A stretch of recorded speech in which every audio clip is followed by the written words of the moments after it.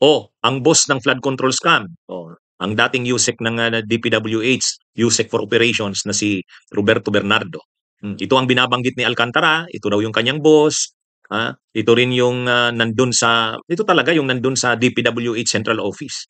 At siya yung kausap ng mga politiko. Kausap nila Chis Escudero, kausap nila Revilla.